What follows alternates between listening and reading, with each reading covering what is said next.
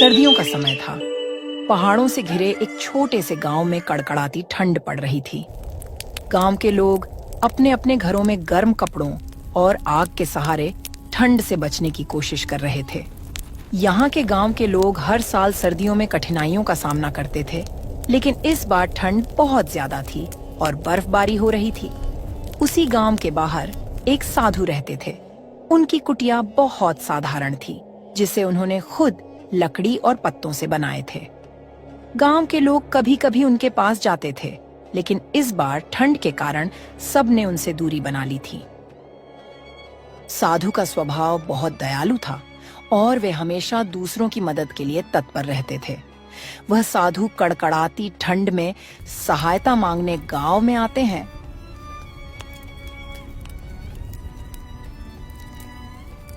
सुनो पुत्र, यह ठंड बहुत कठोर है। मेरी कुटिया में आग जलाने का कोई साधन नहीं है।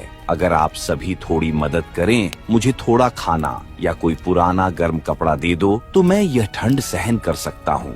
बाबा, आपके लिए गांव में अब कोई साधन नहीं है। हमें खुद के लिए मुश्किल हो रही है। आप तो भगवान के भक्त हैं, उन्हीं से मदद मांग लीजिए। हाँ बाबा, हम तो खुद इस ठंड से परेशान हैं। आप साधु हैं, तपस्या कीजिए। तपस्या करने से गर्मी आएगी। आपको क्या जरूरत गर्म कपड़े की? बेटा, भगवान ने इंसान को इंसान की मदद के लिए बनाया है।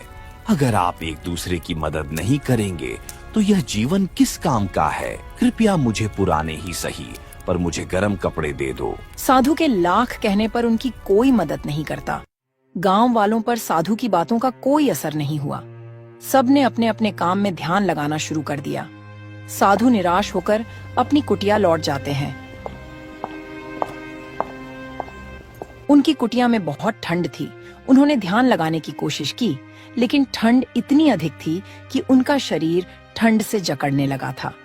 उनके पास केवल एक पतला चादर था, जो ठंड से बचाने में असमर्थ था। किसी तरह वह दिन गुजारते हैं, लेकिन रात को ठंड और बढ़ गई। हवा के साथ बर्फीली बूंदें गिरने लगीं। साधु ने अपने आखिरी समय में प्रार्थना किया, हे भगवान, इन गांव वालों को सद्बुद्धि देना। मैं तो आपके पास आ रहा हूँ। साधु महाराज इतना कहकर ठंड के कारण मर जाते हैं।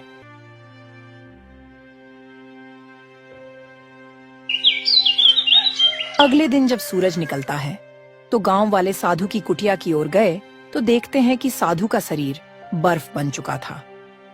साधु की मृत्यु की खबर पूरे गांव में आग की तरह फैल गई। लोग उनकी कुटिया पर एकत्र हुए। उनके शरीर को देखकर सभी बहुत दुखी हुए। हमें साधु महाराज की मदद करनी चाहिए थी। वह तो भगवान के भक्त थे। हमने उन्हें अकेला मरने के लिए छोड़ दिया। हमने साधु महाराज के बारे में जरा भी नहीं सोचा। हमसे बहुत बड़ी भूल हो गई। हमने अपने स्वार्थ के आगे उनका जरा भी बात नहीं सुना। साधु की मृत्यु के बाद गांव में अजीब घटनाएं होने लगीं। ठंड और भी भयानक हो गई।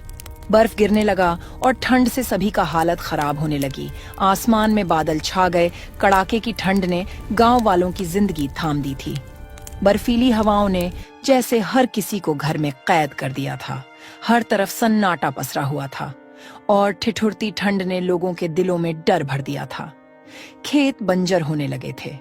इस सर्द मौसम ने मानो हर किसी की जिंदगी थाम दी थी और लगातार बारिश होने लगी। गांव के खेत बर्बाद हो गए। इस ठंड ने तो सच में हद पार कर दी है। सुबह से ही हाथ पैर सुनन हो जाते हैं। घर में चूल्हा जलाना तो दूर, आग जलाने की हिम्मत भी नहीं होती। लगता है इस बार ठंड का कहर जान लेकर ही मानेगा। दूसरी तरफ एक बूढ़ा आदमी अपनी बेटी जूली के साथ रहता था। ठंड में उसके लिए घर चलाना मुश्किल हो रहा था, लेकिन जब तक वो ठंड बर्दाश्त कर पा रहा था, तब तक वो मेहनत कर रहा था।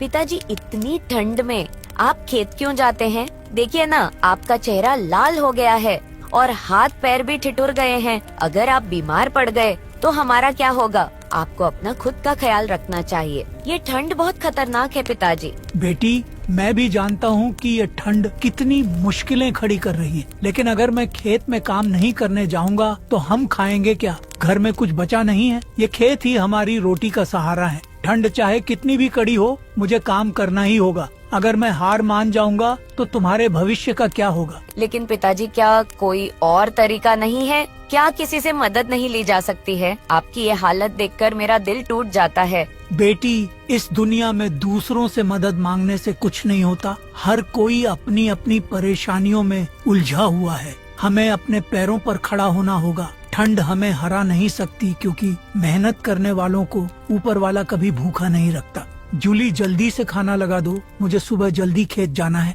ताकि दिन ढलने से पहले खेत से वापस आ सकूं।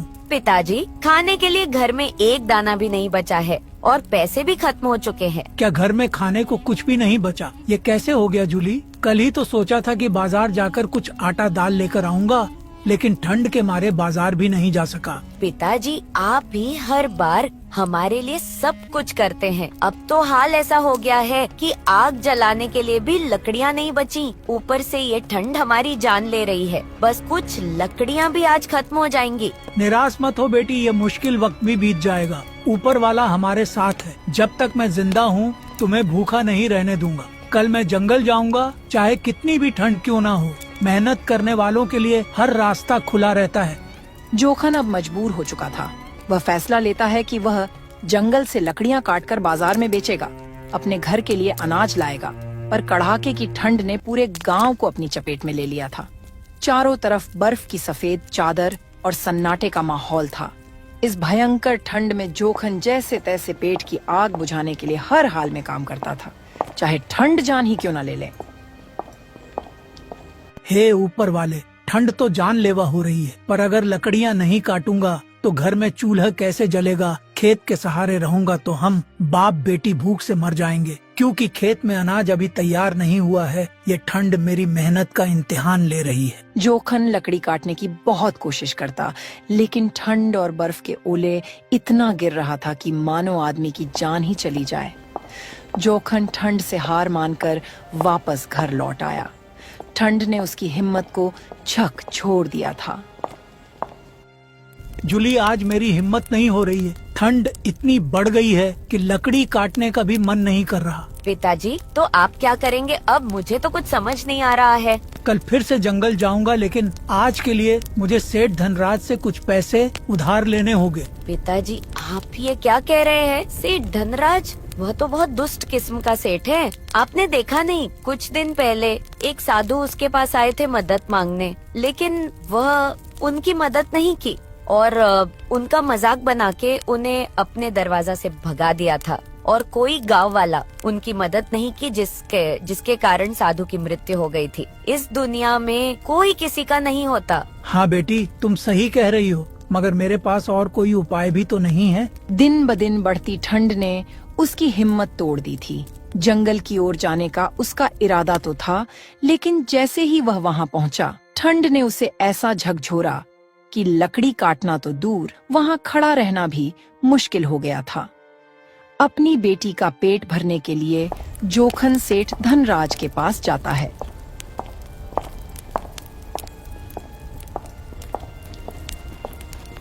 सेठ जी, मुझे कुछ पैसे उधार चाहिए।